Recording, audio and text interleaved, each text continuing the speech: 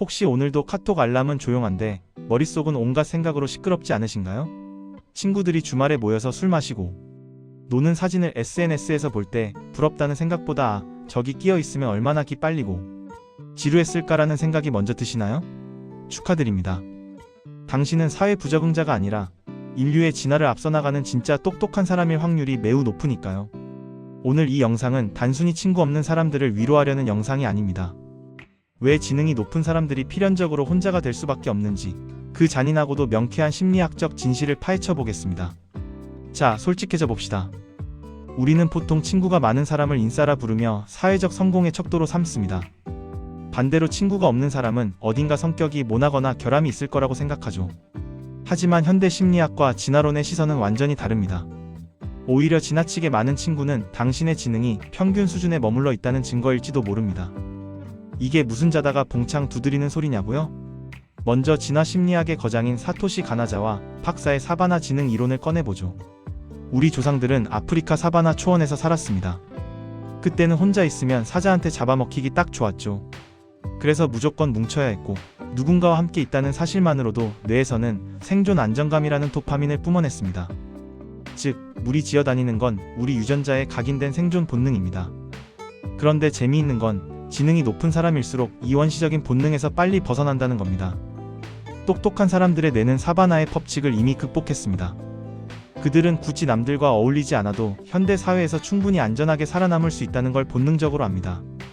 오히려 그들에게는 영양가 없는 수다나 의미 없는 술자리가 사바나의 맹수보다 더 위험한 시간 낭비로 느껴지는 거죠. 지능이 높다는 건 문제를 해결하는 능력이 뛰어나다는 뜻이고, 이들은 자신의 에너지를 타인과의 감정 소모가 아니라 자신의 목표나 지적 유의에 쏟는 것을 훨씬 효율적이라고 판단합니다. 생각해보세요. 친구들을 만나서 나누는 대화의 80% 이상이 무엇인가요? 누군가의 뒷담화, 어제 본 드라마 이야기, 혹은 별 의미 없는 농담들입니다. 지능이 높은 사람들은 이런 저효율 정보 공유에 극심한 피로감을 느낍니다. 이들의 뇌는 끊임없이 새로운 지식을 습득하고 복잡한 추론을 하도록 설계되어 있는데, 가십거리만 가득한 대화는 그들에게 마치 고성능 컴퓨터로 지뢰찾기 게임을 하는 것과 같은 고역입니다. 그래서 그들은 자연스럽게 대화의 문을 닫고 혼자만의 세계로 들어가는 쪽을 택합니다. 여기서 아주 흥미로운 연구 결과가 하나 더 있습니다. 보통 사람들은 친구를 자주 만날수록 행복도가 올라갑니다. 하지만 지능 지수 IQ가 매우 높은 집단은 정반대의 결과가 나왔습니다. 친구를 자주 만날수록 오히려 삶의 만족도가 떨어졌다는 겁니다. 이게 소름 돋는 포인트입니다. 똑똑한 사람에게 타인은 행복의 원천이 아니라 몰입을 방해하는 요소일 뿐입니다. 그들은 혼자 있을 때 비로소 뇌가 풀가동되며 카타르시스를 느낍니다.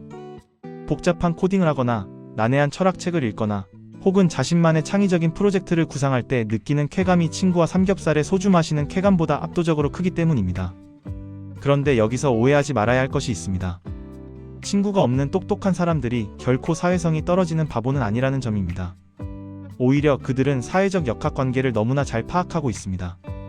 누가 나에게 도움이 될 사람인지, 이 관계가 얼마나 지속될지, 저 사람이 하는 말 뒤에 숨겨진 의도가 무엇인지 너무 잘 보입니다. 상대방의 가식과 위선이 투명하게 보이다 보니 적당히 맞춰주는 게 역겨워지는 겁니다. 와, 진짜? 대박! 같은 영혼 없는 리액션을 해주는 것 자체가 에너지 낭비라는 걸 계산적으로 너무 잘 아는 거죠. 그래서 그들은 가짜 관계를 유지하느니 자발적 아싸가 되기를 자처합니다. 또한 지능이 높은 사람들은 자기 객관화 능력이 매우 뛰어납니다. 심리학에서는 이를 메타인지라고 부르죠. 이들은 자신이 무엇을 좋아하고 무엇을 할 때 행복한지 정확히 압니다. 보통 사람들은 혼자 있으면 찾아오는 외로움이라는 감정을 견디지 못해 아무나 만나서 그 빈 공간을 채우려 하지만, 똑똑한 사람들은 그 공간을 고독이라는 귀한 자원으로 활용합니다. 그들에게 고독은 외로운 시간이 아니라 자아를 확장하고 능력을 연마하는 수련의 시간입니다. 빌 게이츠가 매년 일주일씩 외부와의 연락을 끊고 숲속으로 들어가는 생각 주간 싱크 위크를 갖는 것도 같은 맥락입니다. 천재들에게 타인은 소음일 뿐입니다. 여러분, 주변을 한번 둘러보세요. 혹은 본인의 과거를 떠올려 보세요. 학창 시절의 친구들 사이에서 항상 중심에 서고 싶어하고 모든 모임에 얼굴을 비추던 친구들이 지금 어떤 삶을 살고 있나요? 물론 잘 살고 있는 사람도 있겠지만 대다수는 평범한 삶의 궤적 안에서 안정감을 찾고 있을 겁니다. 반면에 조금은 독특하고 늘 혼자 책을 읽거나 이상한 고민에 빠져 있어 친구가 별로 없던 그 이상한 녀석은 지금 어디선가 세상을 바꾸는 혁신적인 일을 하고 있거나 남들은 상상도 못할 전문적인 분야에서 독보적인 위치에 올라 있을 확률이 큽니다. 이것은 선택과 집중의 원리입니다. 인간이 가진 에너지는 한정되어 있습니다. 지능이 높은 사람들은 이 한정된 에너지를 남에게 잘 보이기 위해 쓰는 것이 얼마나 비효율적인지 잘 압니다. 10명의 얕은 친구보다 한 가지의 깊은 통찰이 자신의 인생을 더 풍요롭게 만든다는 사실을 경험적으로 터득한 것이죠. 그래서 그들은 기꺼이 비사회적인 인간이라는 오명을 씁니다. 사실 오명도 아니죠. 그들은 남들이 자신을 어떻게 생각하는지에 대해서도 별 관심이 없거든요. 타인의 평가보다 자신의 내적 성장이 훨씬 중요하니까요. 그렇다면 나는 친구가 없는데 왜 안 똑똑하지? 라고 생각하시는 분들도 계실 겁니다. 여기서 핵심은 자발성입니다. 사회성이 부족해서 친구를 못 사귀는 것과 필요성을 못 느껴서 안 사귀는 것은 엄연히 다릅니다.